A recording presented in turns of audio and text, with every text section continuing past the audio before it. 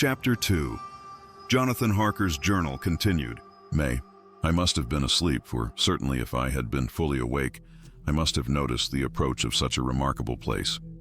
In the gloom, the courtyard looked of considerable size, and as several dark ways led from it under great round arches, it perhaps seemed bigger than it really is.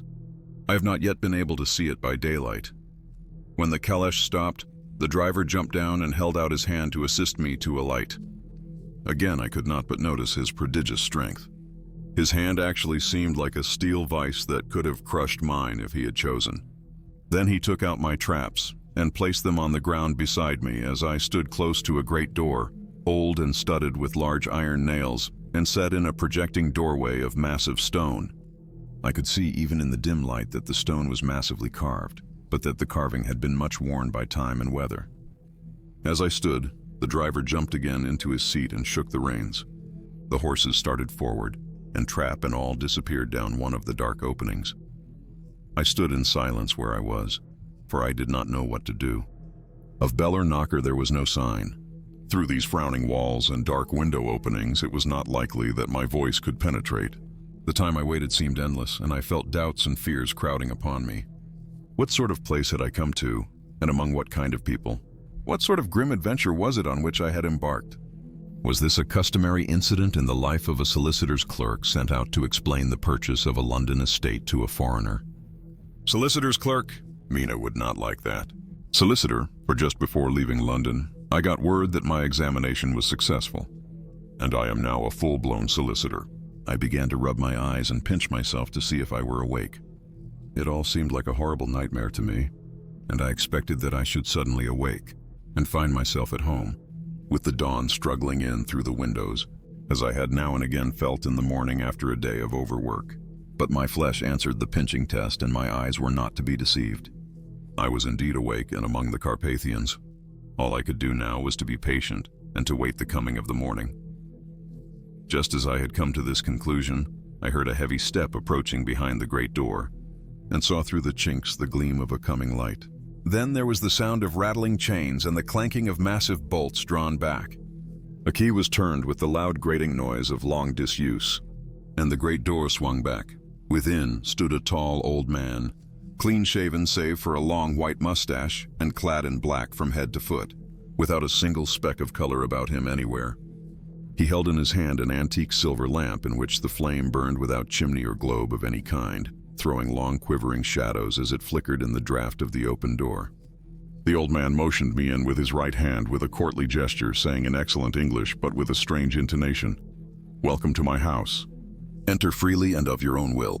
He made no motion of stepping to meet me, but stood like a statue, as though his gesture of welcome had fixed him into stone. The instant, however, that I had stepped over the threshold, he moved impulsively forward, and holding out his hand, grasped mine with a strength which made me wince, an effect which was not lessened by the fact that it seemed as cold as ice, more like the hand of a dead than a living man. Again he said, "Welcome to my house. Come freely, go safely, and leave something of the happiness you bring." The strength of the handshake was so much akin to that which I had noticed in the driver, whose face I had not seen, that for a moment I doubted if it were not the same person to whom I was speaking. "So to make sure," I said interrogatively, "Count Dracula?" He bowed in a courtly way as he replied, "I am Dracula, and I bid you welcome, Mr. Harker, to my house. Come in. The night air is chill, and you must need to eat and rest." As he was speaking, he put the lamp on a bracket on the wall, and stepping out, took my luggage. He had carried it in before I could forestall him. I protested, but he insisted, "Nay, sir, you are my guest. It is late, and my people are not available. Let me see to your comfort myself." He insisted on carrying my traps along the passage, and then up a great winding stair, and along another great passage, on whose stone floor our steps rang heavily. At the end of this he threw open a heavy door, and I rejoiced to see within a well-lit room in which a table was spread for supper, and on whose mighty hearth a great fire of logs, freshly replenished, flamed and flared.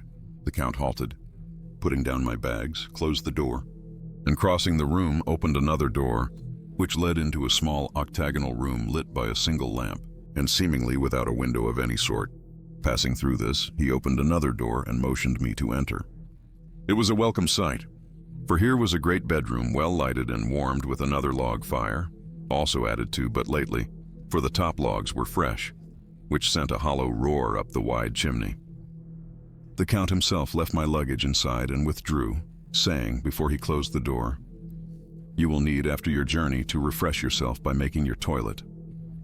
I trust you will find all you wish. When you are ready, come into the other room, where you will find your supper prepared." The light and warmth and the Count's courteous welcome seemed to have dissipated all my doubts and fears. Having then reached my normal state, I discovered that I was half famished with hunger, so making a hasty toilet, I went into the other room. I found supper already laid out. My host, who stood on one side of the great fireplace, leaning against the stonework, made a graceful wave of his hand to the table and said, "I pray you, be seated and sup how you please. You will, I trust, excuse me that I do not join you, but I have dined already and I do not sup." I handed to him the sealed letter which Mr. Hawkins had entrusted to me. He opened it and read it gravely. Then, with a charming smile, he handed it to me to read. One passage of it, at least, gave me a thrill of pleasure. I must regret that an attack of gout, from which malady I am a constant sufferer, forbids absolutely any traveling on my part for some time to come. But I am happy to say I can send a sufficient substitute, one in whom I have every possible confidence. He is a young man, full of energy and talent in his own way, and of a very faithful disposition. He is discreet and silent, and has grown into manhood in my service. He shall be ready to attend on you when you will during his stay, and shall take your instructions in all matters. The Count himself came forward and took off the cover of a dish, and I fell to at once on an excellent roast chicken. This, with some cheese and a salad and a bottle of old Tokay, of which I had 2 glasses, was my supper. During the time I was eating it, the Count asked me many questions as to my journey, and I told him by degrees all I had experienced. By this time I had finished my supper, and by my host's desire had drawn up a chair by the fire and begun to smoke a cigar which he offered me, at the same time excusing himself that he did not smoke. I had now an opportunity of observing him, and found him of a very marked physiognomy. His face was a very strong, aquiline, with high bridge of the thin nose and peculiarly arched nostrils, with lofty domed forehead and hair growing scantily round the temples but profusely elsewhere.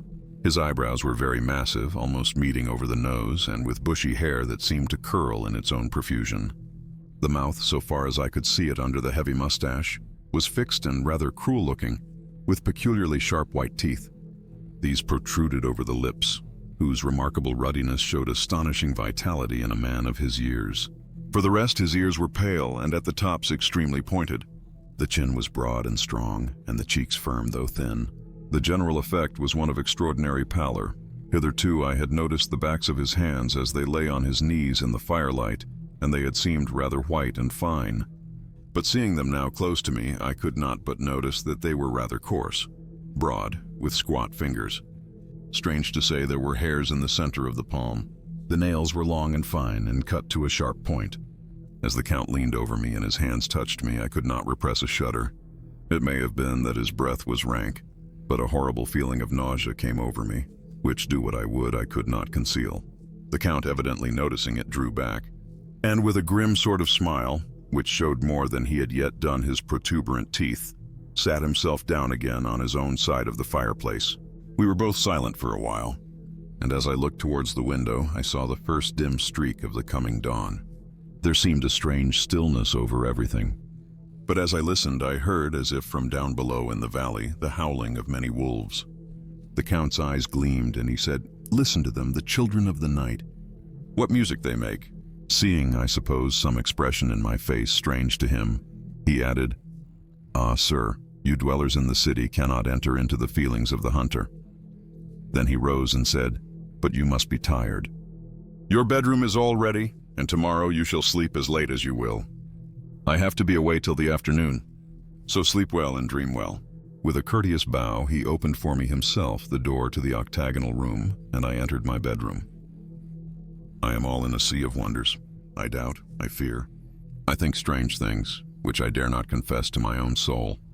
God keep me, if only for the sake of those dear to me. The May. It is again early morning, but I have rested and enjoyed the last 24 hours. I slept till late in the day and awoke of my own accord.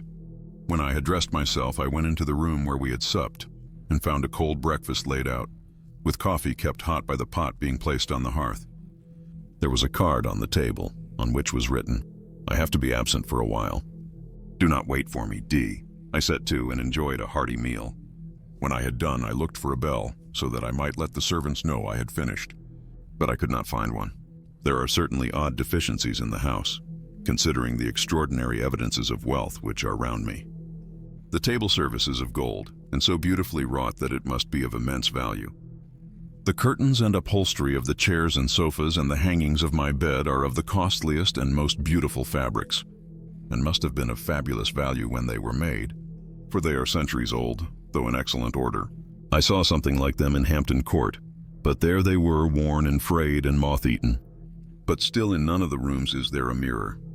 There's not even a toilet glass on my table, and I had to get the little shaving glass from my bag before I could either shave or brush my hair. I have not yet seen a servant anywhere, or heard a sound near the castle except the howling of wolves. Sometime after I had finished my meal, I do not know whether to call it breakfast or dinner, for it was between 5 and 6 o'clock when I had it. I looked about for something to read, for I did not like to go about the castle until I had asked the Count's permission. There was absolutely nothing in the room, book, newspaper, or even writing materials. So I opened another door in the room and found a sort of library. The door opposite mine I tried, but found it locked. In the library I found, to my great delight, a vast number of English books, whole shelves full of them, and bound volumes of magazines and newspapers. A table in the center was littered with English magazines and newspapers, though none of them were of very recent date.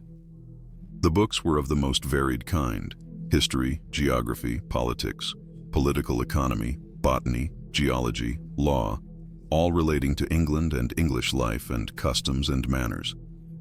There were even such books of reference as the London Directory, the Red and Blue books, Whitaker's Almanac, the Army and Navy lists, and, it somehow gladdened my heart to see it, the Law List. Whilst I was looking at the books, the door opened and the Count entered. He saluted me in a hearty way and hoped that I had had a good night's rest. Then he went on, "I am glad you found your way in here, for I am sure there is much that will interest you. These companions," and he laid his hand on some of the books, "have been good friends to me, and for some years past, ever since I had the idea of going to London, have given me many, many hours of pleasure. Through them I have come to know your great England, and to know her is to love her. I long to go through the crowded streets of your mighty London, to be in the midst of the whirl and rush of humanity, to share its life, its change, its death, and all that makes it what it is. But alas, as yet I only know your tongue through books. To you, my friend, I look that I know it to speak." "But Count," I said, "you know and speak English thoroughly." He bowed gravely. "I thank you, my friend, for your all too flattering estimate, but yet I fear that I am but a little way on the road I would travel. True, I know the grammar and the words, but yet I know not how to speak them." "Indeed," I said, "you speak excellently." "Not so," he answered. "Well, I know that. Did I move and speak in your London, none there are who would not know me for a stranger. That is not enough for me. Here I am noble. I am boyar. The common people know me, and I am master. But a stranger in a strange land, he is no one. Men know him not, and to know not is to care not for. I am content if I am like the rest, so that no man stops if he see me, or pause in his speaking if he hear my words. Ha ha ha. A stranger! I have been so long master that I would be master still, or at least that none other should be master of me. You come to me not alone as agent of my friend Peter Hawkins of Exeter, to tell me all about my new estate in London. You shall, I trust, rest here with me a while, so that by our talking I may learn the English intonation, and I would that you tell me when I make error, even of the smallest, in my speaking. I am sorry that I had to be away so long today. But you will, I know, forgive one who has so many important affairs in hand." Of course I said all I could about being willing, and asked if I might come into that room when I chose. He answered, "Yes, certainly," and added, "You may go anywhere you wish in the castle, except where the doors are locked, where of course you will not wish to go. There is reason that all things are as they are, and did you see with my eyes and know with my knowledge, you would perhaps better understand." I said I was sure of this. and then he went on. We are in Transylvania, and Transylvania is not England. Our ways are not your ways, and there shall be to you many strange things. Nay, from what you have told me of your experiences already, you know something of what strange things there may be. This led to much conversation, and as it was evident that he wanted to talk, if only for talking's sake, I asked him many questions regarding things that had already happened to me or come within my notice. Sometimes he sheered off the subject or turned the conversation by pretending not to understand, but generally he answered all I asked most frankly. Then as time went on and I had got somewhat bolder, I asked him of some of the strange things of the preceding night, as for instance, why the coachman went to the places where he had seen the blue flames. He then explained to me that it was commonly believed that on a certain night of the year, last night in fact, when all evil spirits are supposed to have unchecked sway, a blue flame is seen over any place where treasure has been concealed. That treasure has been hidden, he went on. In the region through which you came last night, there can be but little doubt, for it was the ground fought over for centuries by the Wallachian, the Saxon, and the Turk. Why, there is hardly a foot of soil in all this region that has not been enriched by the blood of men, patriots, or invaders. In old days there were stirring times, when the Austrian and the Hungarian came up in hordes, and the patriots went out to meet them, men and women, the aged and the children too, and waited their coming on the rocks above the passes, that they might sweep destruction on them with their artificial avalanches. When the invader was triumphant, he found but little, for whatever there was had been sheltered in the friendly soil. But how, said I, can it have remained so long undiscovered when there is a sure index to it if men will but take the trouble to look? The Count smiled, and as his lips ran back over his gums, the long, sharp canine teeth showed out strangely. He answered, because your peasant is at heart a coward and a fool. Those flames only appear on one night, and on that night, no man of this land will, if he can help it, stir without his doors. And dear sir, even if he did, he would not know what to do. Why, even the peasant that you tell me of who marked the place of the flame would not know where to look in daylight even for his own work. Even you would not, I dare be sworn, be able to find these places again. There you are right, I said. I know no more than the dead where even to look for them. Then we drifted into other matters. Come, he said at last. Tell me of London and of the house which you have procured for me. With an apology for my remissness, I went into my own room to get the papers from my bag. Whilst I was placing them in order, I heard a rattling of china and silver in the next room, and as I passed through, noticed that the table had been cleared and the lamp lit, for it was by this time deep into the dark. The lamps were also lit in the study or library, and I found the Count lying on the sofa, reading, of all things in the world, an English Bradshaw's Guide. When I came in, he cleared the books and papers from the table, and with him I went into plans and deeds and figures of all sorts. He was interested in everything, and asked me a myriad questions about the place and its surroundings. He clearly had studied beforehand all he could get on the subject of the neighborhood, for he evidently at the end knew very much more than I did. When I remarked this, he answered, well, but my friend, is it not needful that I should? When I go there, I shall be all alone, and my friend Harker I fall into my country's habit of putting your patronymic first. My friend Jonathan Harker will not be by my side to correct and aid me. He will be in Exeter, miles away, probably working at papers of the law with my other friend, Peter Hawkins. So, we went thoroughly into the business of the purchase of the estate at Purfleet. When I had told him the facts and got his signature to the necessary papers, and had written a letter with them ready to post to Mr. Hawkins, he began to ask me how I had come across so suitable a place. I read to him the notes which I had made at the time, and which I inscribe here. At Purfleet, on a by-road, I came across just such a place as seemed to be required, and where was displayed a dilapidated notice that the place was for sale. It is surrounded by a high wall of ancient structure, built of heavy stones, and has not been repaired for a large number of years.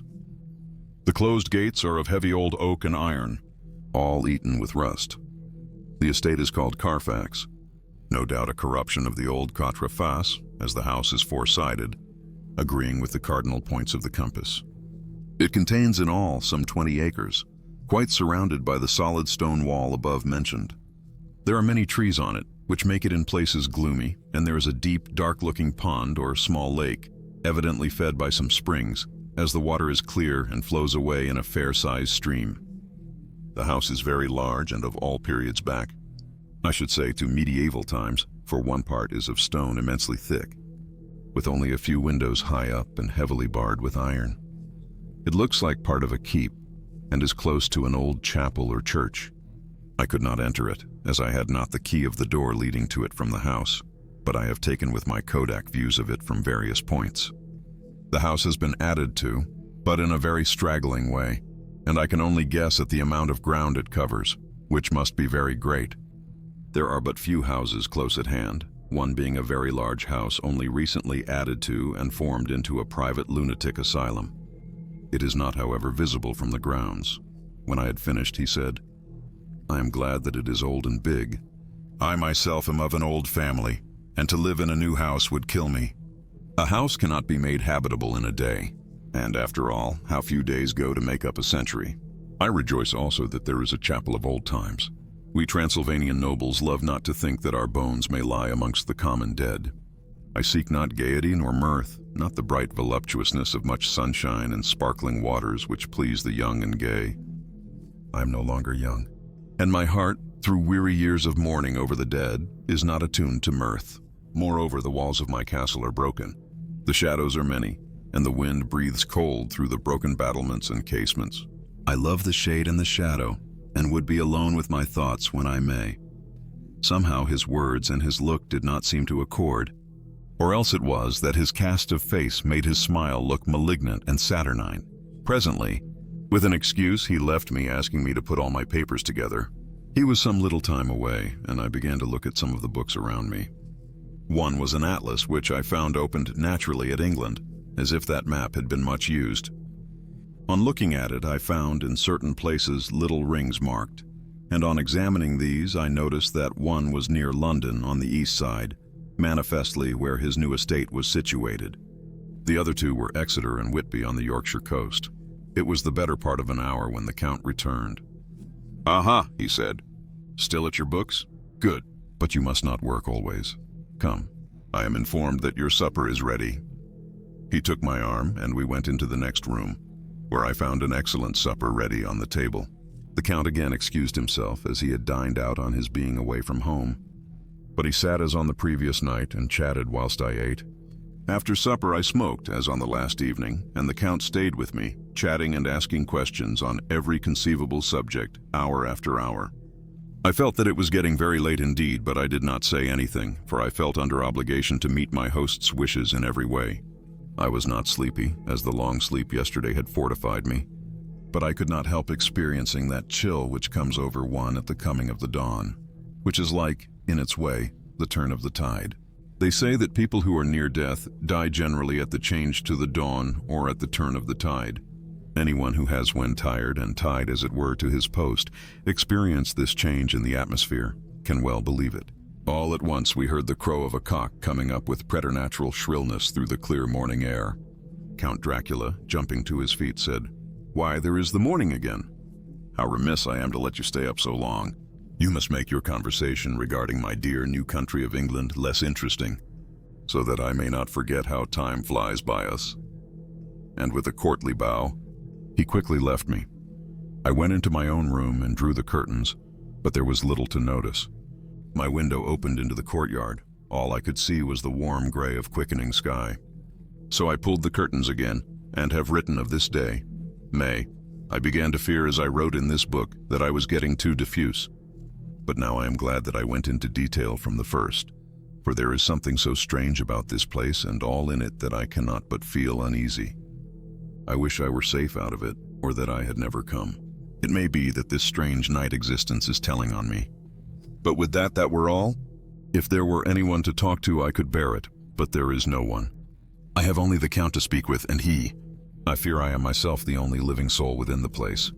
Let me be prosaic so far as facts can be. It will help me to bear up, and imagination must not run riot with me. If it does, I am lost. Let me say at once how I stand, or seem to. I only slept a few hours when I went to bed, and feeling that I could not sleep anymore, got up. I had hung my shaving glass by the window, and was just beginning to shave. Suddenly, I felt a hand on my shoulder and heard the Count's voice saying to me, "Good morning." I started, for it amazed me that I had not seen him, since the reflection of the glass covered the whole room behind me. In starting, I had cut myself slightly, but did not notice it at the moment.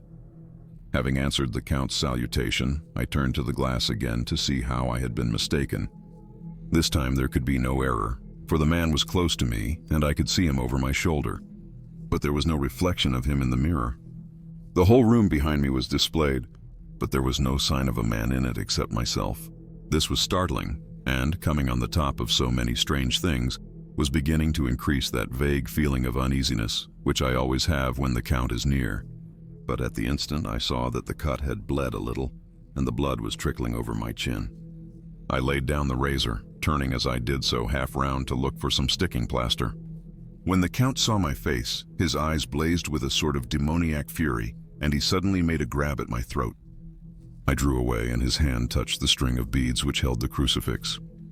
It made an instant change in him, for the fury passed so quickly that I could hardly believe that it was ever there. "Take care," he said. "Take care how you cut yourself. It is more dangerous than you think in this country." Then, seizing the shaving glass, he went on, "And this is the wretched thing that has done the mischief. It is a foul bauble of man's vanity. Away with it!" And opening the heavy window with one wrench of his terrible hand, he flung out the glass, which was shattered into 1,000 pieces on the stones of the courtyard far below. Then he withdrew without a word. It is very annoying, for I do not see how I am to shave unless in my watch case or the bottom of the shaving pot, which is fortunately of metal. When I went into the dining room, breakfast was prepared, but I could not find the Count anywhere, so I breakfasted alone. It is strange that as yet I have not seen the Count eat or drink. He must be a very peculiar man. After breakfast, I did a little exploring in the castle. I went out on the stairs and found a room looking towards the south. The view was magnificent, and from where I stood there was every opportunity of seeing it. The castle is on the very edge of a terrible precipice. A stone falling from the window would fall 1,000 feet without touching anything. As far as the eye can reach is a sea of green treetops, with occasionally a deep rift where there is a chasm. Here and there are silver threads where the rivers wind in deep gorges through the forests. But I am not in heart to describe beauty, for when I had seen the view I explored further. Doors, doors, doors everywhere, and all locked and bolted. In no place save from the windows in the castle walls is there an available exit. The castle is a veritable prison, and I am a prisoner.